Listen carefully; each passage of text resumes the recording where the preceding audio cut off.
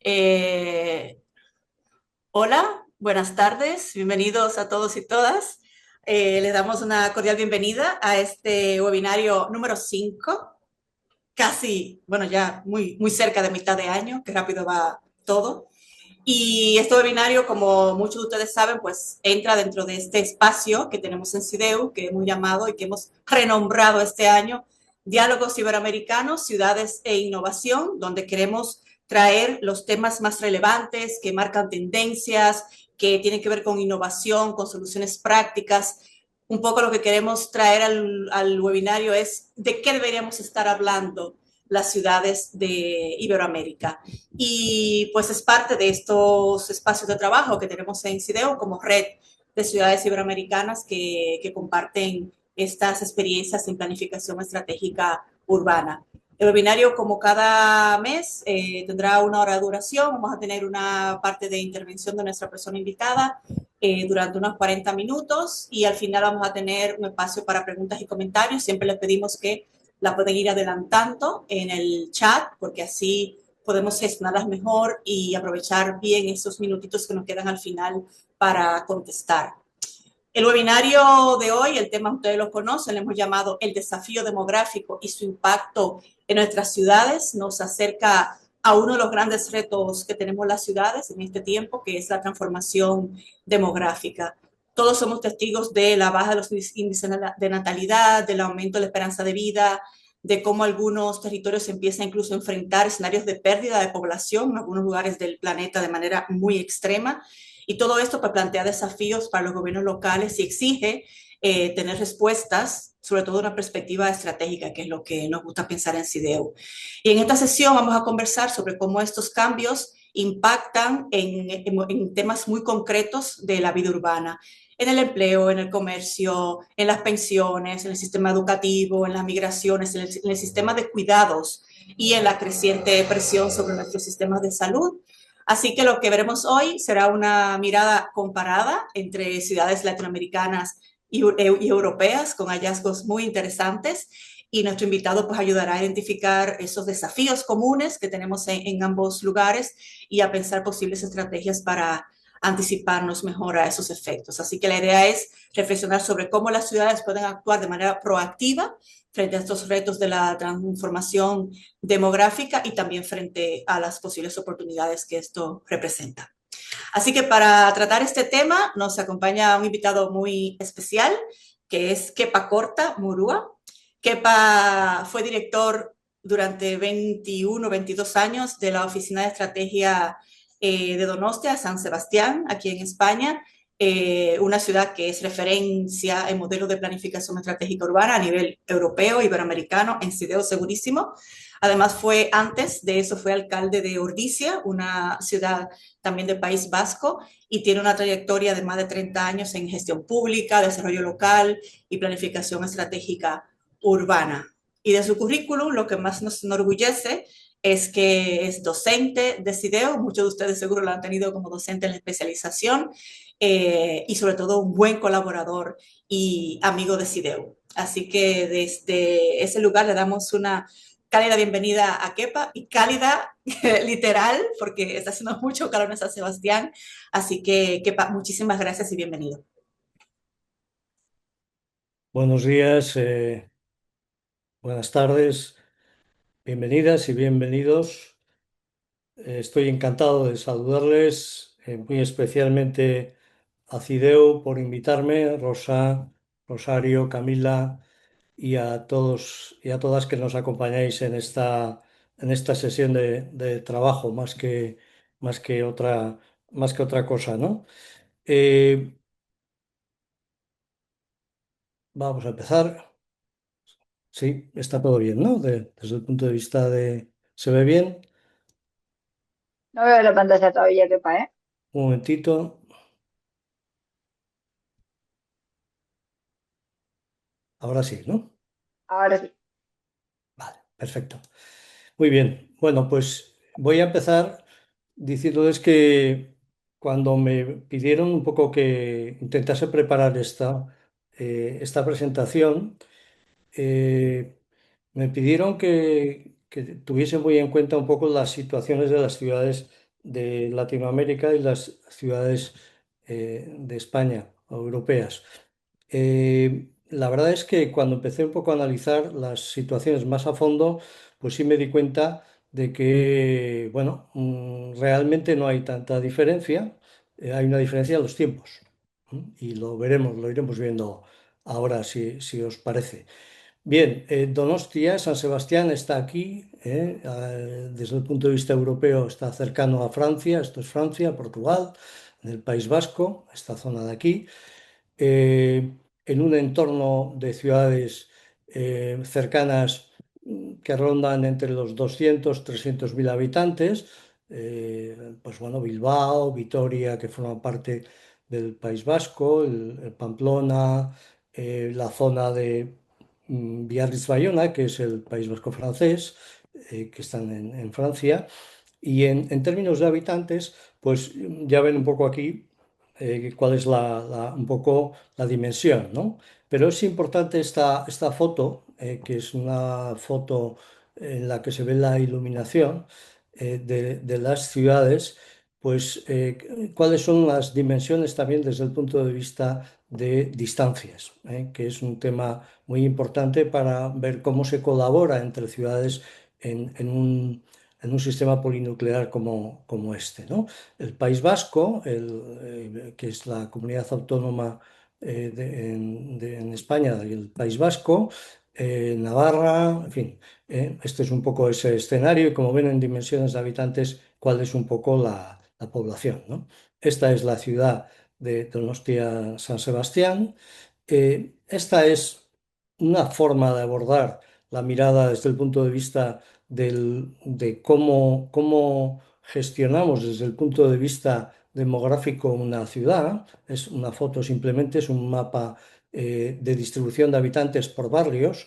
Las nuevas herramientas nos permiten tener muchos datos, ¿no? Georreferenciados y este es una herramienta muy importante desde el punto de vista demográfico, como iremos viendo en la presentación.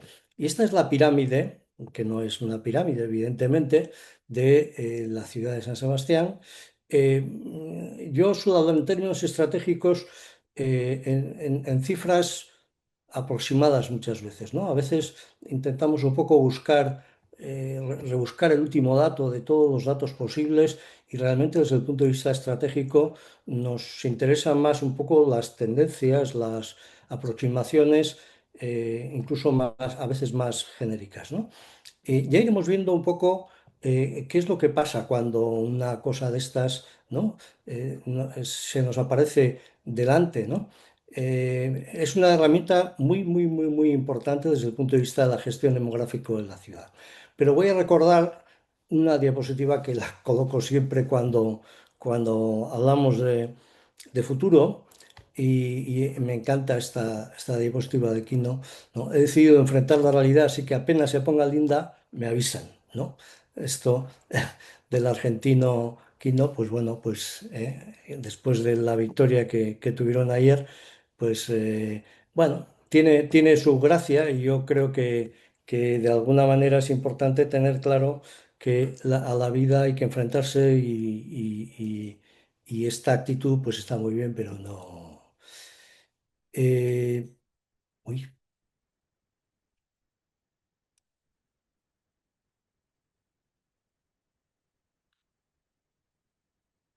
vale, vale. Bueno, bien, ¿qué actitudes tomamos, no? Una puede ser la de Kino y otra puede ser una actitud prospectiva que yo suelo poner con dos ejemplos concretos. Una posición preactiva, que es prepararse para un cambio anticipado. Volvemos a ver esa pirámide que no es pirámide. Y bueno, nos permite trabajar sobre un futuro bastante predecible, salvo que haya una guerra terrible o que haya una pandemia más terrible todavía, ¿eh? Bueno, pues aquí hay muchas cosas que podemos predecir y podemos prepararnos para ello, ¿no? Pero podemos tomar también una actitud proactiva actuar para provocar el cambio, ¿no? En nuestro caso lo hicimos en su momento para crear una ciudad de la ciencia. En la estrategia, la planificación estratégica es básica, con el escenario 2010 entonces, y bueno, pues hemos conseguido tener una ciudad bueno, que sea una ciudad de ciencia y tecnología y conocimiento, ¿no? Bueno, especialmente en ámbitos como el biomédico o el cuántico, en fin, el mundo nano, etcétera, ¿no? Bueno, se puede actuar sobre el futuro creando un escenario que nos interesa. Esta es otra diapositiva que la voy a poner más veces. Es nuestra pirámide antes, perdón, en 2003 y en 2022. ¿Mm? Esta pirámide, que no era pirámide entonces tampoco, pero ahora hay un equivalente en edades, pues que está aquí, ¿no? Está aquí incluso más 4 años, porque estamos en 2026, y vamos viendo lo que va pasando aquí. Y vamos viendo que un proceso que aquí era indiciario se va consolidando de pérdida de población joven. Bueno, lo iremos explicando con otros ejemplos, ¿no?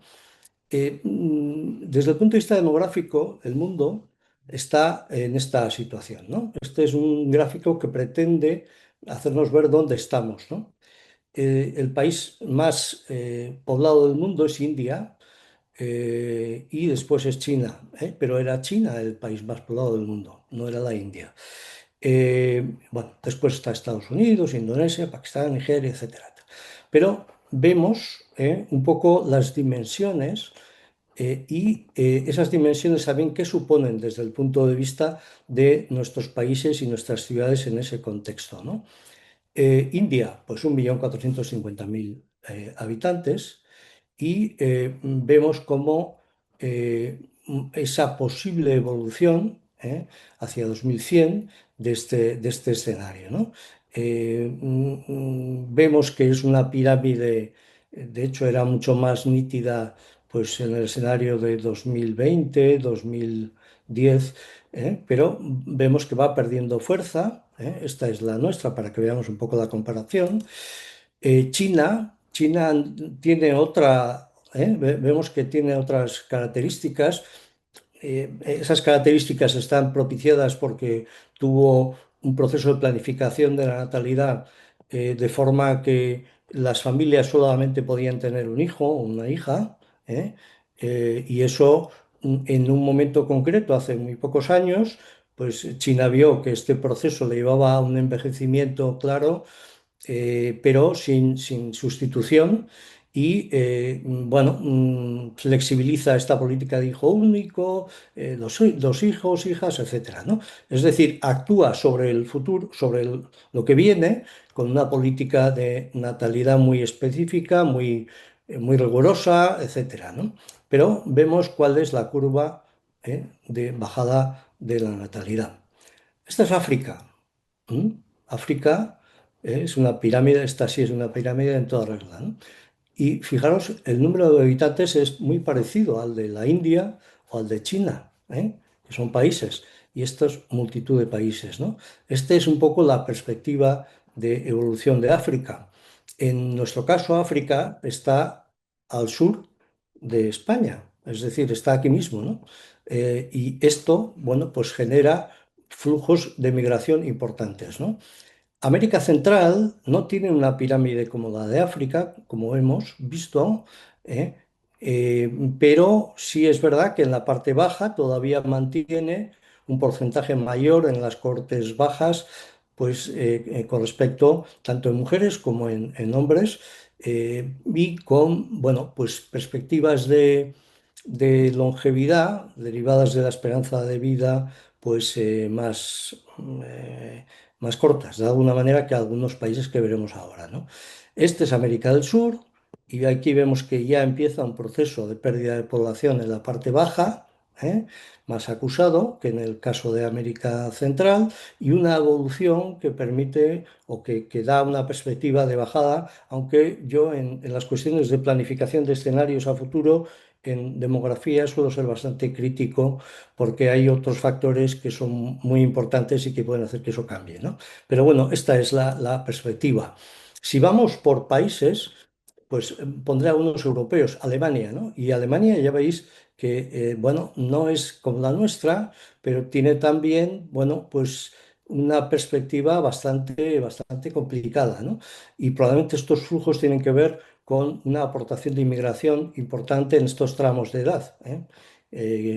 Que puede ser perfectamente. Pero como veis hay una bajada clara de su población. Francia tiene una estructura de torre, ¿m? Es decir, es más una torre que una pirámide, pero tampoco tiene esas pérdidas de población que tiene Alemania.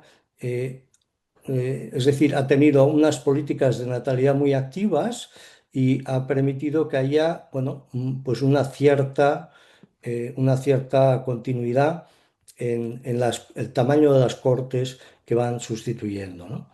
España, como ven, se parece bastante a la nuestra, ¿eh? Y bueno, pues la perspectiva, si no hay cambios, pues como ven, es esta que tienen a la derecha, ¿no? Suecia, que también tuvo políticas de natalidad importantes y en principio dentro de las exitosas, por lo menos en parte, pues también tiene una pirámide que en la parte baja está más atenuada, que quiere parecerse un poco a la francesa, aunque no lo es todavía, ¿no? Y como ven, un poco hay un mantenimiento en el crecimiento de esto. Portugal pues tiene una posición también, bueno, bastante similar a la nuestra, menos pronunciada, pero también tiene una perspectiva en la de reducción y las cohortes más grandes, en principio, pues están en entre 45 y 60, 65 años, ¿no? Es decir, bueno, pues aquí, bueno, eso va a tener unas consecuencias a futuro. Eh, Argentina tiene también, se parece bien a una posición más piramidal, pero bueno, pues las cortes más numerosas pues están entre los 10 y los 30 años, 34, 35 años, ¿no? Bueno, mantiene ahí una posición de relevo, aunque tiene aquí ya un punto de bajada bueno, que ya también aprecia otra situación, ¿no? Colombia tiene una posición, como vemos aquí, pues también sus cohortes son claramente, bueno, pues más numerosas, ¿no? Entre 20 y 35 años. Bueno, esto, como veremos después, pues, bueno, tiene unas menos consecuencias aquí de las que va a tener dentro de unos años probablemente si hay una disminución de la población en las partes bajas, ¿no? Brasil también tiene una pirámide que no es pirámide, pero también con una reducción más gradual, de la población en las cohortes más bajas y bueno, las más importantes están entre los 30 y los 44 años. Tendrá un proceso de salida pues bastante. Este es un escenario de 2040 de la misma fuente en cuanto al tamaño de la pirámide en 2040. Pero como digo, las perspectivas de futuro pues son México, bueno, pues tiene también una pirámide que en principio le permite tener las cohortes más numerosas en la parte baja, pero apunta también a una pérdida de población infantil que probablemente tiene que ver con los procesos que se están dando en el resto de- de- de países. El Salvador, sin embargo, como ven, pues eso es mucho más acusado en las cohortes jóvenes, que pierde, sin embargo, en las cortes más altas, pues la diferencia es sustancial, ¿no? Y Chile, que tiene un modelo, como veremos, más parecido al europeo en esperanza de vida, pues también tiene aquí un proceso de pérdida de población joven Y bueno, pues las cortes más grandes están en esa parte muy parecido al ámbito boliviano, pero con una caída clave también de población infantil. Bueno, volvemos a la misma diapositiva que antes y estamos viendo un poco lo que nos pasaba a nosotros, ¿no? Las cohortes más numerosas hace 23 años, pues estaban aquí, ¿no? Entre los 30, los 40 años, ¿no?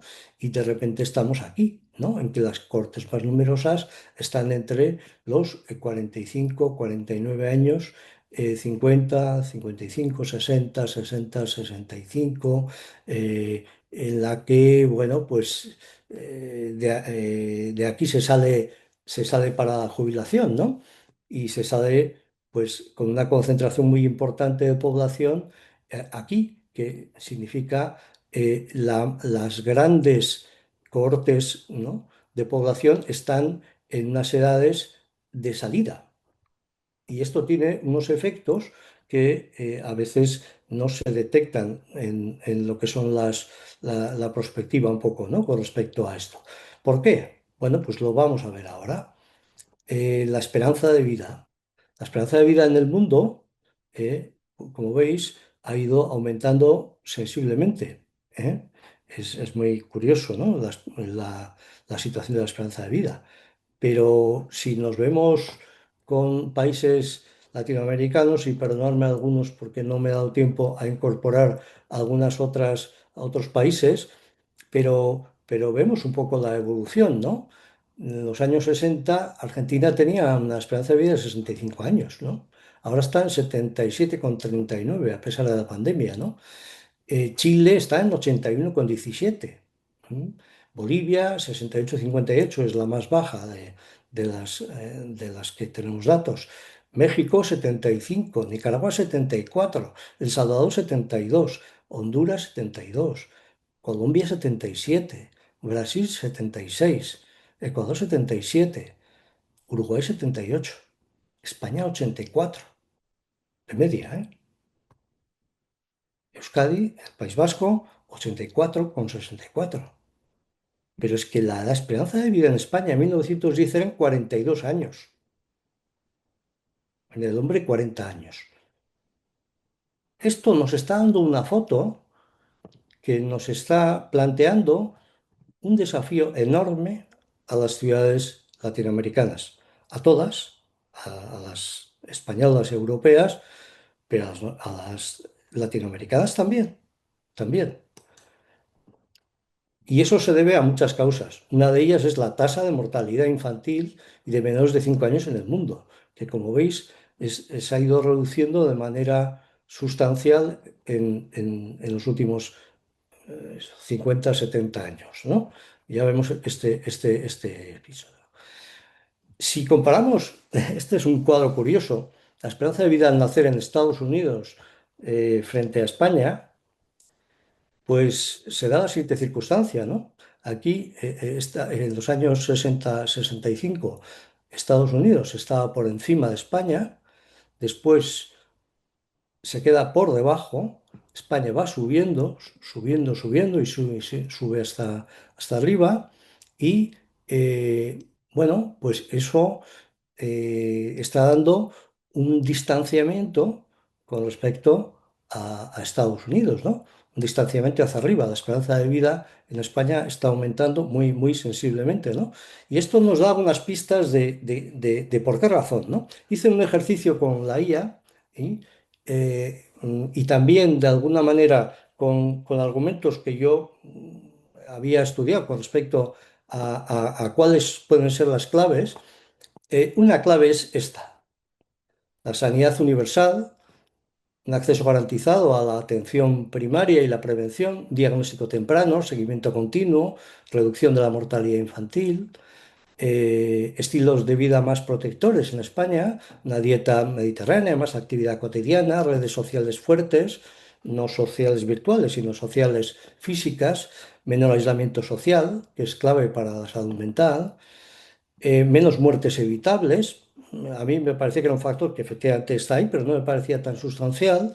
pero es lo que me indicaba el sistema, y políticas públicas de salud, ¿no? Vacunación, control de tabaco, seguridad vial, envejecimiento más saludable, no solo más años. Bueno, nos dan pistas, ¿no? de por dónde tienen que estar las políticas de las ciudades para conseguir que efectivamente todas las personas puedan vivir más y más tiempo, mejor y más tiempo.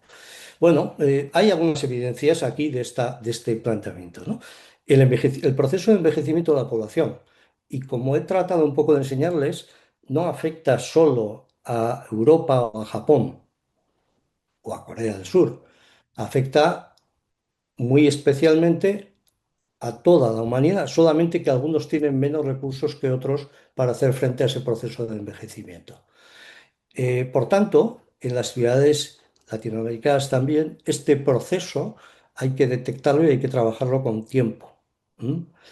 Eh, la pérdida de natalidad, eh, con lo que supone de pérdida de población joven, y este es un análisis que pocas veces aparece por lo menos en muchos estudios demográficos,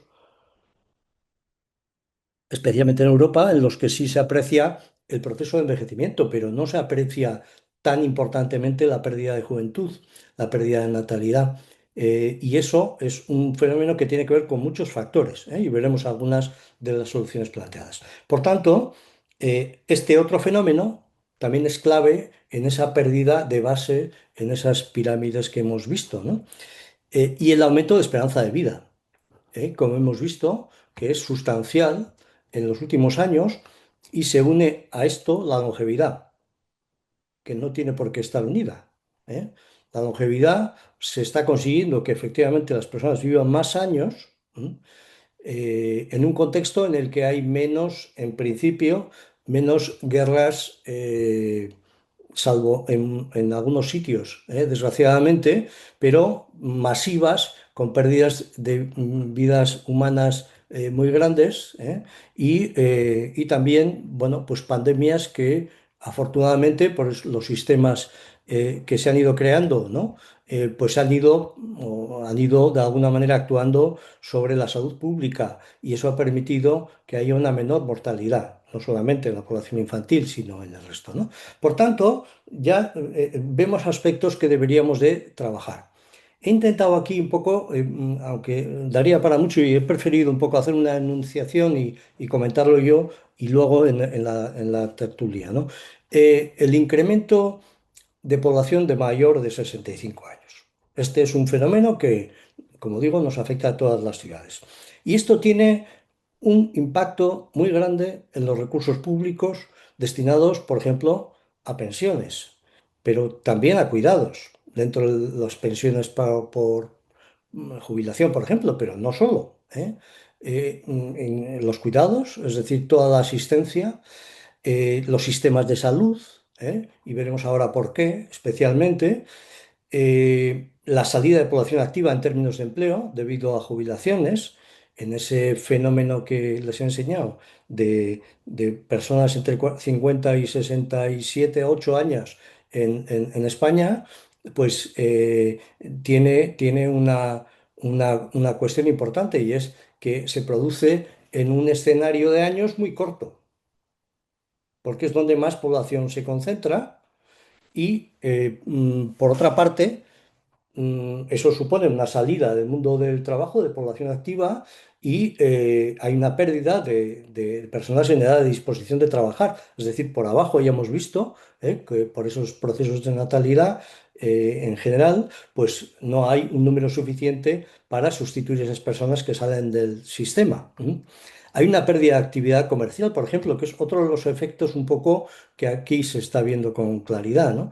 El impacto que tiene impactos en comercios de proximidad y otras tipologías comerciales que son esenciales para mantener a la población mayor en sus viviendas. Si no tenemos tienda de alimentación cercana a las casas, no podemos. Las personas mayores que tienen mayores problemas para poder moverse, pues tienen problemas serios para poder encontrar esas tiendas de alimentación o farmacias, es decir, hay un cúmulo de comercios que además son muy importantes porque son antenas para los servicios públicos de si esas personas están bien o no están bien, etcétera, ¿no? A eso se le une otros impactos, como es el relevo en el empleo en la administración pública, ¿no? Y os pondré algún ejemplo, ¿no? El impacto también en el relevo del empleo en las empresas, ¿eh? En el que, bueno, pues no hay de alguna manera una población que sustituya a esas personas. Ciudad amigable. He puesto aquí esto porque San Sebastián fue, bueno, fue una de las 9 ciudades que creamos el programa de ciudades amigables de la Organización Mundial de la Salud y que ha tenido un congreso estos días en San Sebastián en el que se trata de que la ciudad se prepare para estas personas mayores y cómo de alguna manera se puede trabajar con ello, ¿no? Desde subir a un autobús, al transporte público, hasta baños suficientes en las calles, farmacias amigables, etcétera, ¿no? La pérdida de experiencia y conocimiento acumulado en las organizaciones, es decir, esa pérdida que se va a dar de esa gran mayoría de población entre los 50 y los 67 años que va a salir del sistema y la falta un poco de procesos de transición también, ¿no? Es decir, tiene que haber un proceso de transición para que eso se produzca. Bueno, pues uno de los ejemplos es este, por ejemplo, ¿no? Es decir, ¿qué es lo que pasa cuando hay un envejecimiento, hay un proceso de envejecimiento? Aumentan las enfermedades crónicas que requieren de los sistemas de salud. Y ese aumento de las enfermedades crónicas se da, fijaros, entre 65 y 74 años se da en un 81% de las personas. Pero es que por encima de los 75 se da en un 93% de personas.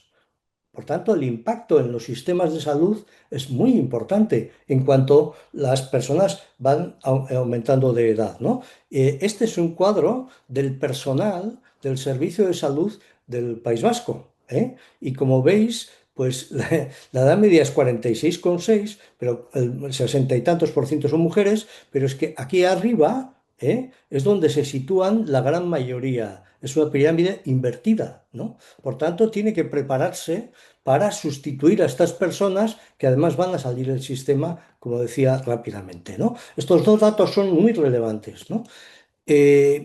También el sistema de bienestar y del sistema sociosanitario. Aumentan el número de situaciones en las que, bueno, pues las personas están, hay una reducción también de la red de apoyo personal porque hay muchos hogares unipersonales, se va reduciendo el tamaño de los hogares y esas personas, cuanto más edad tienen, menos apoyos tienen a su alrededor, familiares y especialmente amicales, ¿no? De alguna manera. Entonces, se va dando un problema también de personas cuando acuden a los sistemas sanitarios, etcétera, ¿no? Es decir, el sistema de apoyo de acción social pues tiene que aumentar muy sensiblemente en esta situación, ¿no?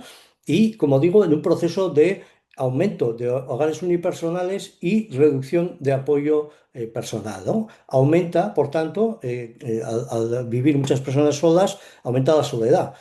Bueno, como sabéis, Japón y Reino Unido crearon entidades administrativas para abordar este tema de la soledad, ¿no? Y a la derecha tenéis un poco el aumento del presupuesto de los servicios sociales de la ciudad, de nuestra ciudad de San Sebastián, como veis en los últimos años, ¿no? Y cómo esto se va a disparar. Por tanto, hay un tema de financiación también, ¿no? Y, como decía, las pensiones también, el propio sistema de pensiones, si no hay una sustitución de la población trabajadora que sale del sistema, pues se reducen las cotizaciones, etcétera, y por tanto, bueno, aquí hay una problemática también muy, muy, muy, muy, muy, muy clara, ¿no? Por tanto, bueno, pues son factores que afectan por este aumento de la población. Y la población de 75 a 80 años y más, ¿no? 75, 80 y más, bueno, como hemos visto, hay un aumento de la esperanza de vida y de la longevidad, gracias también al tema de los sistemas sanitarios, un aumento de las enfermedades crónicas y discapacidades, un aumento de la necesidad de cuidados, un sistema de salud más potente y numeroso, aumento de las necesidades de servicios sociales, diseño de entornos urbanos accesibles y que propicien el encuentro, las centralidades barriales, atacando la soledad agravada por la debilidad de los sistemas relacionales, etcétera, y la financiación del sistema, ¿no? En este caso, por ponerles otro ejemplo, la esperanza de vida en el País Vasco, ya veis que ya hay un 25,8% de población mayor de 65 años, el 80% de los cuales son mayores de 80, pues hay una población ya con mayor de, en hombres, 81,9 y 87,2 en mujeres en la esperanza de vida en el País Vasco, ¿no? Por tanto, esto va y va bastante rápido y hay que prepararse para ello. Eh, ¿Y cómo nos preparamos? Bueno, pues este es un ejemplo. Si hacemos un cuadro de esperanza de vida en función del barrio en el que estamos, pues vamos viendo que hay, pues por eso tenemos que, utilizando las herramientas que tenemos georreferenciadas, podemos saber en dónde efectivamente se está produciendo una menor esperanza de vida. Y como vemos la diferencia entre un hombre en un barrio, la esperanza de vida de 79,8 a otro barrio, pues son, fíjate, pues prácticamente 5 años, ¿no? De esperanza de vida, ¿no? En las mujeres, curiosamente, no, porque es verdad que en todos los casos la esperanza de vida de la mujer es más alta, pero como vemos, el diferencial es mayor, ¿no? Por tanto, tenemos que utilizar herramientas que nos permitan actuar en barrios de una manera diferenciada, intentar identificar comercio de proximidad en barrios en los que hay una debilidad mayor porque hay más gente mayor, etcétera, etcétera, ¿no? Bueno, estas son el aumento de las pensiones derivadas también de esa entrada de las personas dentro del sistema dentro del sistema de jubilación, de las pensiones, y también cuáles son, en estos casos, pues la pensión media y el número de pensiones, ¿no? Que, como vemos también se va disparando y que se disparará en los próximos años, ¿no? Bien, la otra consecuencia es también la pérdida de población joven, ¿no? Esta pérdida de población joven tiene que ver con la reducción de la natalidad y que, bueno, pues en principio, eh, perdón, eh, en algunas de las ciudades que tenemos, en algunos países, bueno, pues sí se da también, además de esa reducción por la natalidad, la emigración de jóvenes, ¿no? Por la falta de perspectivas o por situaciones conflictivas, etcétera, ¿no? Entonces, aquí hay esta pérdida de población joven, está actuando de manera muy importante en muchas ciudades también, ¿no? Hay los factores para que haya una menor natalidad. Nosotros lo hemos visto aquí un poco con la inmigración, sobre todo un poco porque se ha dado un fenómeno que es que la natalidad de las personas extranjeras es mayor que la natalidad de las personas de aquí. Es decir, el proceso, mi familia somos 5 hermanos, ¿eh? En aquel momento hubo una explosión, ¿no? Demográfica y tenía que ver con, bueno, los hijos se tenían antes y además teníamos una perspectiva de vida pues, en expansión y, bueno, pues esa era... ¿Qué está pasando ahora? Bueno, pues que ese cambio se está dando teniendo menos hijos o hijas, ¿no? Y esa es una de las razones por las que hay una disminución de la natalidad, ¿no? Y este proceso de reducción tiene otro impacto añadido que es la reducción de mujeres en edad de reproducción. El número de mujeres, como hemos visto en esa pirámide, claro, son menos y por tanto las probabilidades de que haya hijos pues son menores, ¿no? Esto también tiene que ver con una pérdida también de personas en edad o en disposición de trabajar, ¿no? Es decir, el empleo es básico y está, bueno, pues ocasionando aquí inicialmente, pero se va a dar eso en las ciudades también latinoamericanas, perdón, de pérdida de falta de mano de obra o de talento en determinadas actividades en el periodo de transición, ¿no? La pérdida de juventud tiene otros factores también muy importantes, ¿no? Y es la disminución del dinamismo social. ¿Mm? La falta de juventud de alguna manera tiene que ver también con la innovación y el emprendizaje, ¿no? Y por tanto, crear nuevas formas, nuevas empresas, etcétera, ¿no? Pero también la vida en la ciudad, ¿no? Es un elemento también muy importante. Entonces, estos factores hay que tenerlos también muy en cuenta cuando se toman decisiones sobre cómo trabajar el futuro de las ciudades. La transmisión de valores es un elemento importante también, con la salida de muchas personas del sistema y el impacto en el empleo de procesos como la automatización o la inteligencia artificial. La robótica, los vehículos autónomos, la fabricación avanzada, es decir, la irrupción de estos otros factores también nos complica de alguna manera la forma en la que abordamos este proceso demográfico que también va a tener un impacto en el empleo. Bueno, esta disminución de la población joven es muy evidente, la distribución de la natalidad. Otro efecto también que es importante es que la edad media de la madre va aumentando, ¿eh? Va aumentando y además, en nuestro caso, la media, como ven aquí, están entre 33 años, ¿eh? Los picos son en 34, 35, 36 años, lo que reduce también, ¿no? La posibilidad de que se tengan muchos hijos, ¿eh? Porque estamos ya en edades muy tardías, ¿no? Eh, este es otro plano que les he preferido aportarles por eso que decía un poco del cambio de hábitos, ¿no? Es decir, esos hábitos de tener muchos hijos y tener una natalidad temprana, pues hace que, fijaros cómo está cambiando el panorama este es la población, o sea, los nacimientos de población extranjera y este es de la población local, ¿no? Eh, en estos momentos, con un 13% de población extranjera en Guipúzcoa, sin contar los nacionalizados y nacionalizadas en España, pues los nacimientos de madre extranjera representan el 33,6%. Hay ciudades como Vitoria que está en el 45%. Un proceso de integración desde el punto de vista de este tipo de situaciones con población inmigrante, pues es muy complicado, ¿no? ¿Qué pasa si en un colegio aquí hay poblaciones que están con un 21 o 22% de población extranjera? El 60% de los partos es de población extranjera.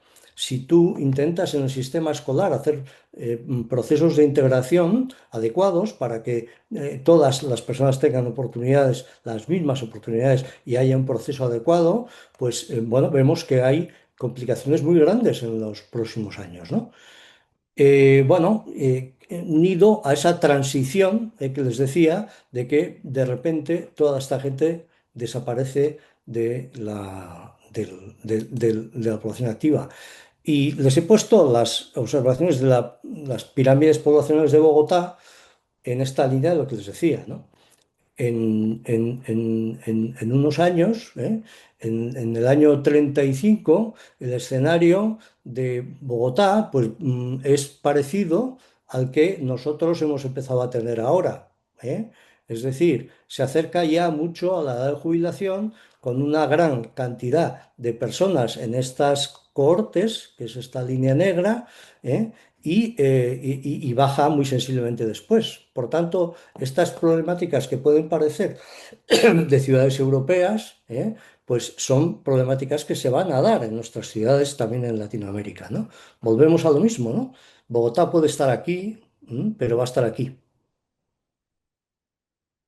Por tanto, estas cuestiones que he ido planteando tienen mucho que ver con eso. ¿Qué estrategias tenemos frente a esta situación a futuro, ¿no?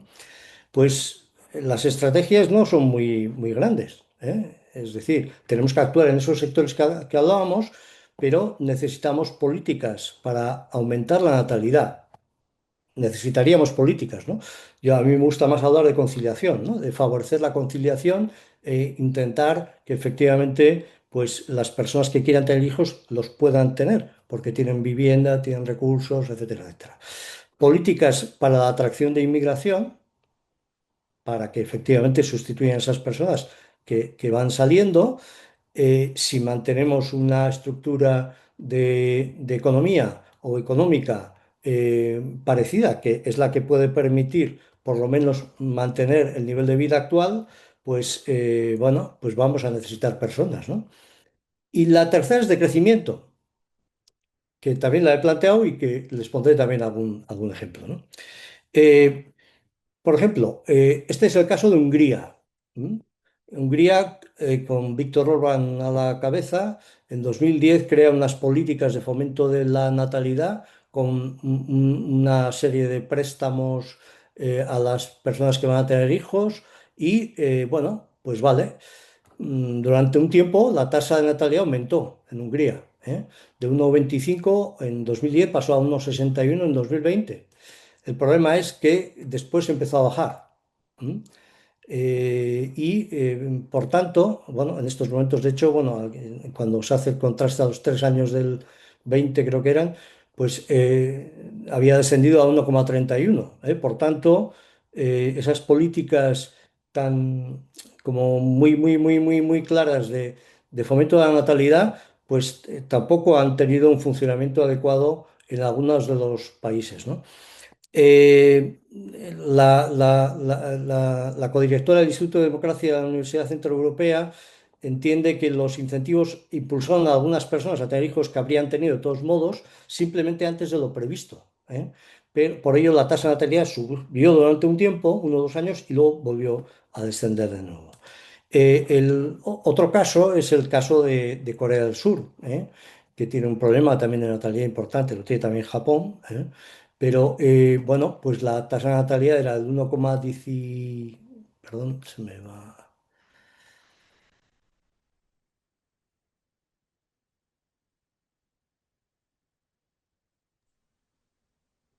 Aprovecho para preguntarte si podemos terminar como en 5 minutitos. No sé cuánto te Sí, queda. vale, Vale. sí. Bien, y entonces, bueno, pues en Corea del Sur, pues los padres recibieron cantidades muy generosas al nacer, y sin embargo la tasa de natalidad total pues disminuyó en ese periodo desde el 2008 al 2025 y está situada en el 0,8%. De los casos europeos, Francia es un poco el caso más exitoso, ya lo hemos visto, en torno a 1,7, 2 hijos por mujer, y gracias a una estrategia continua, ¿no? Prestaciones económicas por hijo, amplia red de escuelas infantiles, permisos parentales remunerados, beneficios fiscales para las familias, horarios escolares y laborales relativamente compatibles con la crianza. Es decir, bueno, ha habido una estabilidad durante mucho tiempo en esto, ¿no? Pero también es verdad que estas políticas de natalidad se han mantenido durante 50 años, ¿no? Y por eso ha habido ahí un proceso, bueno, pues de mantenimiento de una cierta población. Eh, la forma, si la natalidad hay que mejorarla, evidentemente, las políticas de conciliación, pero ¿de qué otra manera podemos de alguna manera sustituir esa población que no vamos a tener? Pues una de ellas es la incorporación de la mujer al mercado de trabajo, ¿no? Y la incorporación de la mujer en nuestros casos también ha sido muy evidente en los últimos 40, 50 años, porque ha habido una incorporación masiva y, bueno, pues eso ha permitido generar, ¿no? Personas que trabajan, pero lo que pasa es que, bueno, pues había un trabajo también en casa por parte de la mujer no retribuido, ¿no? El aumento de la jubilación que se está hablando ahora, y especialmente en algunos países, Alemania, bueno, hay que ver esto también yo creo que con pinzas, ¿no? El aumento de la natalidad, que ya lo hemos mencionado, la retención de población joven, que esto se está dando también en muchas situaciones, y políticas para la atracción de inmigración, ¿no? Las oportunidades de este proceso, pues bueno, en algún caso, de hecho, creo que algún informe en Bogotá se habla de la economía plateada también, ¿no? La economía senior, de alguna manera. Sí, es verdad que hay cambia, ¿no? La economía, el modelo económico cambia a una economía muy orientada a un consumidor mayor, pero hay que tener muy en cuenta también los recursos, los menos recursos que estas personas mayores tienen derivados de unas pensiones que son mucho más reducidas que su propio salario anterior a esa situación y que el gasto se orienta sobre todo, en muchos casos, a sistemas de salud y de servicios sociales, porque buena parte de todo, las sillas de ruedas, etcétera, etcétera, etcétera, o sea, todos los servicios de cuidados, etcétera, pues también suponen un gasto importante. Vivir más años es también un elemento positivo. Si hacemos las cosas bien y tenemos el apoyo de las biociencias, como parece, con buena calidad de vida, impacto en nuevas generaciones más formadas que van incorporándose a la tercera edad, ciudad amigable, contacto social, integrar valores, aumento del número de personas jóvenes que aportan empleo, vitalidad, capacidad de innovación en nuestras ciudades, ¿no? Pero por otra también perdemos, como decía anteriormente, comercio, ¿no? Comercio minorista, muy importante, muy relevante, ¿no? Porque el comercio minorista, como digo, está muy cerca de los barrios y de las personas mayores, ¿no? Les he puesto aquí, bueno, estos son carteles de liquidación total por jubilación, que es ya habitual en muchas ciudades españolas, y esta, pues porque un poco de sentido de humor también, y si ha conseguido llegar hasta ahí no es poco, nos hablan de descuentos especiales, cierre por jubilación, jaja, no, es por traslado, pero como autónomos nos hacía ilusión imaginarlo, el mundo feliz de la jubilación, ¿no? Muy bien, pues hay un ejemplo en Euskadi de políticas que se pueden llevar a cabo, que es mejorar el conocimiento de la realidad del sector, hacer un diagnóstico que permita identificar establecimientos en riesgo y zonas más vulnerables, así como impulsos de políticas de planificación anticipada y de la transmisión empresarial y de medidas de financiación que faciliten la adquisición de negocios y aseguren la continuidad del comercio de proximidad. Es decir, podemos buscar estrategias que nos permitan eso. Y voy terminando. Por tanto, como conclusión, tenemos un sistema, perdón, porque no me deja ver.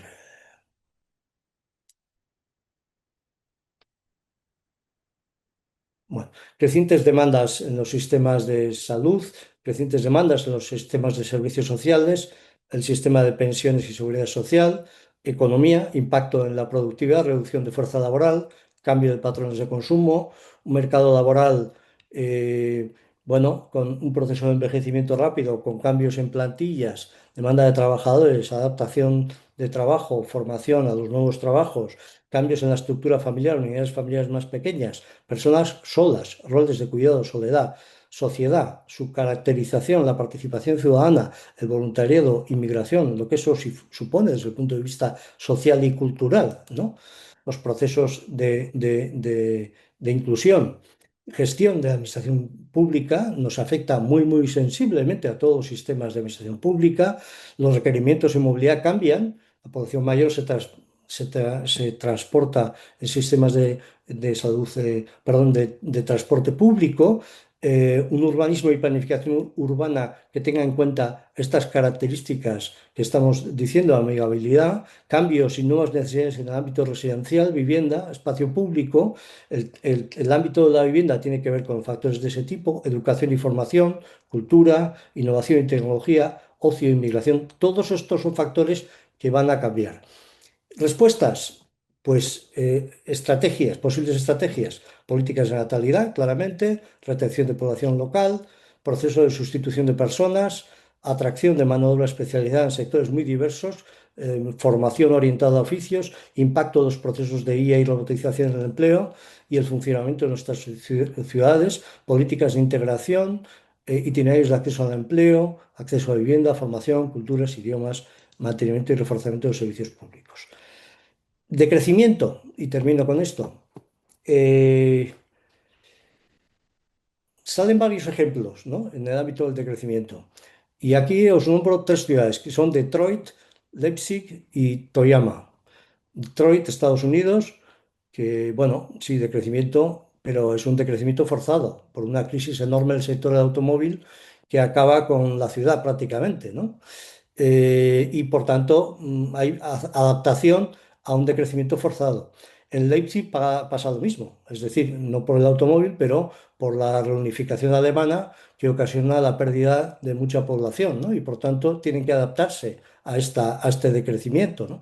Toyama es una ciudad japonesa que, bueno, pues ahora os pondré también algunas indicaciones de Toyama, pero ya veis aquí un poco los factores, ¿no? Que de alguna manera se plantean, ¿no? Reutilización de solares vacíos, concentración de servicios públicos, reconversión de áreas degradadas, etcétera. Como digo, es una decisión que se adopta frente a una circunstancia de pérdida de población brutal en muy poco tiempo, ¿no? Aumentar la productividad con la automatización, robotización, inteligencia artificial, formación continua, bueno, a ver, son Japón. Japón está en eso, pero Japón tiene un gran problema porque no quiere inmigración y, sin embargo, tiene inmigración y, por tanto, tiene que tenerla. No va a tener más remedio, ¿eh? Entonces es un gran debate en Japón, un país muy cerrado, ¿no? Pero países como Suiza, por ejemplo, Suiza acaba de tener un referéndum para no pasar de 10 millones de habitantes, precisamente para evitar captar inmigración y que eso cambie su forma de vida, ¿no? Pero ha salido que no, afortunadamente diría yo, porque bueno, van a necesitar población de fuera, ¿no? ¿Y qué ha pasado en Toyama? Pues Japón experimentó una caída continuada de la fecundidad, es clara, también de la longevidad, pero también de la...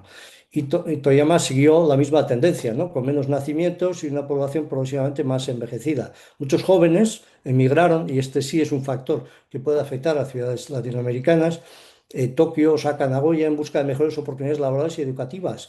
Tenía una expansión urbana dispersa y lo que hizo, pues, bueno, después fue eh, políticas de alguna manera de concentración urbana, ¿no? De reorganización urbana, inversión en transporte público, incentivos residenciales, ¿no? Bueno, pues de alguna manera es una ciudad compacta, ¿no? Pero, como digo, bueno, pues realmente es una respuesta a una huida hacia adelante de mucha población de aquí, ¿no? Concentración de servicios. Bueno, yo creo que es un ejemplo que sí tiene que ver con una posibilidad de adaptación, pero como digo, también es de una circunstancia de no haber adoptado estrategias anteriores. Termino. Para mí, las alternativas son de crecimiento o crecimiento sostenible. Y la palabra sostenible también nos vale para esto, porque en las ciudades si las ciudades aceptan hacer un decrecimiento como estrategia de ciudad, a mí me parece que va a tener muchas dificultades para mantener una economía suficiente, para mantener, por ejemplo, el nivel de servicios. Va a necesitar, bueno, es verdad que el crecimiento sin fin, y pues bueno, pues tiene sus problemas, pues porque además luego viene la vuelta, ¿no? Como estamos viendo, pero yo pienso que se puede hacer un crecimiento sostenible. Bueno, y termino con las tres diapositivas que utilizo siempre. Valores, principios claros, valores que no están de moda y sin embargo creo que tienen que estar de moda. Y esta frase de Groucho Marx, ¿no? Estos son mis principios y no le gustan, tengo otros. Pues no, ¿eh? Y esta otra que también es muy importante y es las especies que sobreviven no son las más fuertes ni las más rápidas ni las más inteligentes, sino aquellas que se adaptan mejor al cambio. El de Darwin y que es válido también para esto. Muy bien. Y la frase que utilizo desde hace muchos años de Jordi Borja, que es la ciudad de mañana se construye reinventando la ciudad del pasado y diseñando ciudad en las fronteras de la ciudad actual. Muchas gracias y perdón por la extensión, pero bueno, pues ya lo siento. Muchas gracias. Gracias a ti, Kepa, por este recorrido tan revelador. Eh, Tenemos algunos comentarios y preguntas en el chat. Como vamos un poco justo de tiempo, lo que te propongo es que hagamos una sola ronda, te cuento más o menos cómo lo he organizado y puedes hacer quizá una devolución todo en conjunto. ¿Te parece? Sí, perfecto. Hay un primer comentario que hace Edmundo Aguilar que a mí me vino un poco a la mente cuando te escuchaba. Edmundo se refiere a diferenciar las políticas nacionales de las municipales frente a estos procesos. Y obviamente yo percibía que la concurrencia, la alineación entre niveles de gobierno ante un fenómeno como el de la transición demográfica, la transformación demográfica, es clave, porque hay buena parte de esas políticas se diseñan y se implementan a nivel nacional. Sin embargo, como vendrá el comentario de Isabel ahora, también hay margen para la respuesta desde lo local. Pero me parece que es un entorno que necesita mucho de esa alineación. Así que tenemos Sí. una primera pregunta en relación a esas competencias. Luego, Isabel Rabanaque de Ebrópolis se refiere a ese comentario que tú hacías de que hace falta monitorear cómo se distribuye ese fenómeno a nivel de barrios, y ella se refiere no solamente para ir cambiando la cosa cuando ya está el fenómeno en proceso, sino que intentar desde el principio mantener barrios más mixtos desde el punto de vista generacional, de manera que los servicios puedan sostenerse mejor en el tiempo. Quiere conocer tu perspectiva sobre eso. Y Javier García de Bogotá hizo un comentario a raíz del comentario de Isabel, mencionando que en Colombia algunos equipamientos de nivel básico y medio han tenido que cerrarse por falta de población joven, y que es abrupto, porque yo creo que lo que pasa con el fenómeno demográfico es que es tan lento que no se ve, no se percibe tan rápido como pasa con otros fenómenos, con lo cual es un poco que si no lo atiendes, si no lo prevés, pues se viene un poco encima. Así que ahí tenemos una segunda pregunta que tiene que ver sobre cómo responder adaptándonos, y si hay un modelo de barrio que podríamos impulsar para que pueda contener mejor este fenómeno. Y luego una tercera, Andrea Mafra de Vilanova de Famalicao, comenta que sería bueno seguir estas políticas que tú has mencionado para ver sus resultados efectivos y su impacto, y ver qué funcionó y qué no. Esto es como una recomendación, pero hace luego otra acotación que va un poco en la línea de los valores que tú mencionabas al final, que es cómo impulsar políticas de inmigración frente a un creciente discurso nacionalista y de extrema derecha, que es un fenómeno que estamos viendo también crecer. Y por último, Santiago Álvarez comenta sobre el rol que pueden tener las cooperativas en este fenómeno, para sumarse a iniciativas de su territorio, que yo creo que también ahí en San Sebastián ustedes tienen unas experiencias interesantes de cooperativas. Y ya está, hay un cariñito de Nire, así que si tú quieres, Muy bien. haces un cierre con todo esto. Sí. Bueno, efectivamente, las temáticas, como habéis visto, pues tienen que ver con departamentos de diferentes lugares, ¿no? Diferentes instituciones. Tiene que haber una gobernanza que es multi y, por tanto, es clave, ¿no? Pero es que esa es la dificultad, pero por otra es la oportunidad también de implicación de todos los sectores administrativos, porque requiere de una implicación en la coordinación sustancial de todos. Hay departamentos que tienen que ver con la sanidad, que dependen en nuestro caso es de la comunidad autónoma o del gobierno estatal. Es decir, hay múltiples, ¿no? Niveles. Pero la visión local es muy, muy, muy importante porque lo que sucede en nuestros entornos. Y por tanto, las decisiones de los departamentos correspondientes de los gobiernos superiores, entre comillas, superiores, con otras competencias, pues requieren de un trabajo en común que tiene que realizarse en un nivel de coordinación. Y la coordinación es básica para las políticas o llevar a cabo una estrategia demográfica que tenga esto. Como comenta Rabana, que esa es una forma, de alguna manera, de abordar esto teniendo en cuenta precisamente las debilidades que estamos viendo, ¿no? Si hacemos un buen diagnóstico, tenemos que diseñar los nuevos barrios teniendo en cuenta probablemente esa habitación intergeneracional, ¿no? ¿Cómo construimos eso? Nosotros tuvimos varias experiencias en San Sebastián, intentando incluso que hubiese convivencias de alumnos estudiantes, alumnos y alumnas estudiantes con personas mayores. Es complicado, ¿eh? Es complicado, pero sí que, igual que se debe de diseñar la ciudad de forma que no se formen guetos, el gueto de la edad también es un gueto importante, muy importante. Y tiene que haber una conexión entre los mayores, las personas mayores y los jóvenes, los y las jóvenes. Y por tanto, diseñar barrios con esas características es importante. La georreferenciación nos permite ver además por edades dónde se está produciendo una concentración mayor de determinadas personas frente a otras situaciones. O sea, podemos ver, analizar y Zaragoza tenéis unas experiencias muy interesantes en este caso. Por tanto, estoy de acuerdo. Con respecto a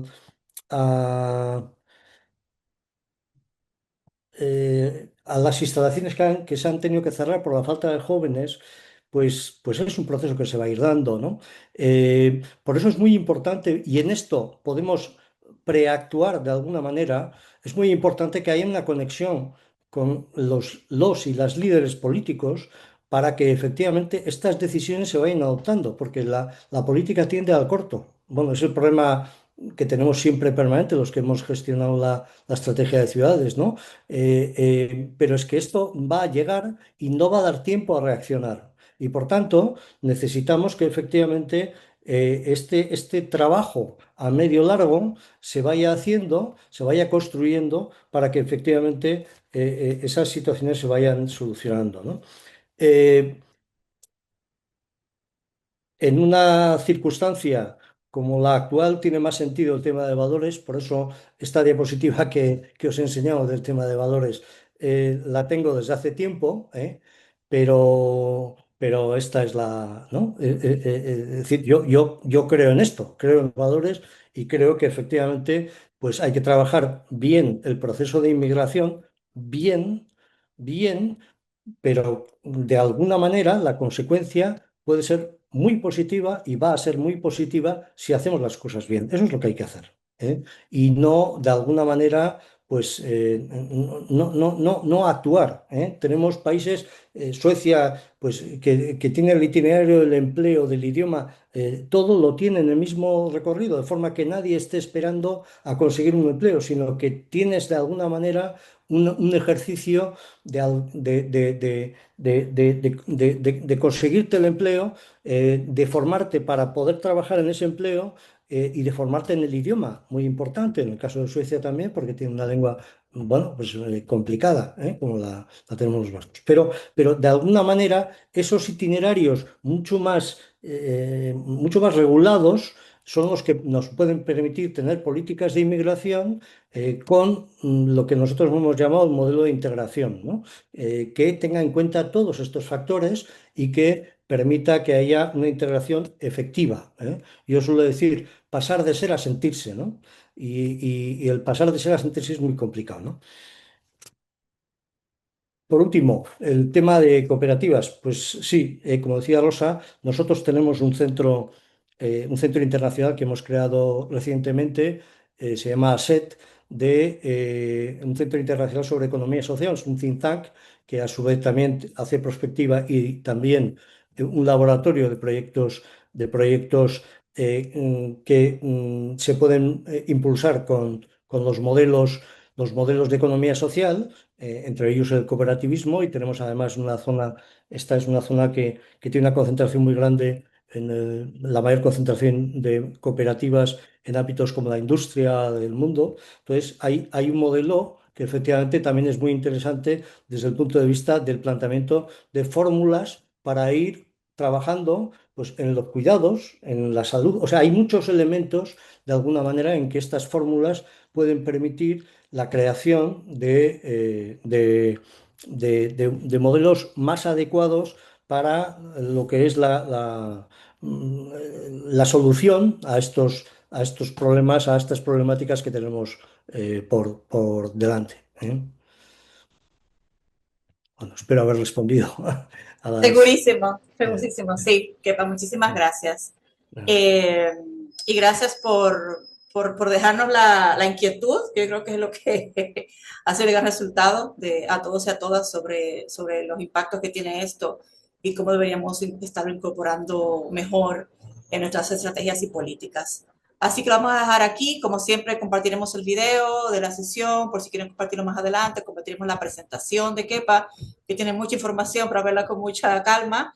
Y vamos a cerrar prontito porque ya estamos sobre el tiempo. Hoy no tengo comerciales, solamente informarles del próximo webinario, que será el jueves 23 de julio, a la misma hora que fue el de hoy, y en el que vamos a compartir los resultados del Congreso decidido, del 28 Congreso, que va a ser del 15 al 17 de julio en Cuenca, Ecuador, donde trabajaremos sobre financiamiento para el desarrollo urbano sostenible. Entonces, como hacemos cada año en ese webinario, que ya ahí Rosario les está compartiendo el enlace por si quieren ya registrarse, estaremos compartiendo los principales resultados de ese congreso que estamos preparando con mucha expectativa y con una participación muy activa de todas las ciudades de la red. Así que lo dejamos aquí agradeciendo de nuevo muchísimo a Kepa. Gracias por todo lo que has dedicado a recopilar todo esto, porque sabemos que tú trabajas mucho el tema, pero haces un tremendo ejercicio de contraste ahí de las realidades latinoamericanas y europeas, que sabemos que te ha tomado unas buenas horas. Gracias por eso. Y gracias a todas las personas que nos acompañan como cada mes. Si quieres dar un saludito final, Kepa. Muchas gracias. Sí, muchas gracias a todos, todas y muchas de vosotras y de vosotros, a buenos amigos y buenas amigas de muchos años. Así que tenéis también los datos, tienen también los datos Fideu y bueno, pues si queréis contactar conmigo para pues bueno, algunas de las cosas que he comentado para poder profundizar o no tengo, creo en esto, así que estoy disponible para poder tener una conversación sin ningún problema, ¿eh? Todo lo contrario, cualquier duda que tengáis, si lo que pueda ayudar, pues ahí estaremos. ¿Mm? Muchas gracias y que os vaya todo bien. Gracias, Muchas gracias, Kepa. Kepa. Muchas Gracias, Gracias a gracias. todos y a Rosa. todas.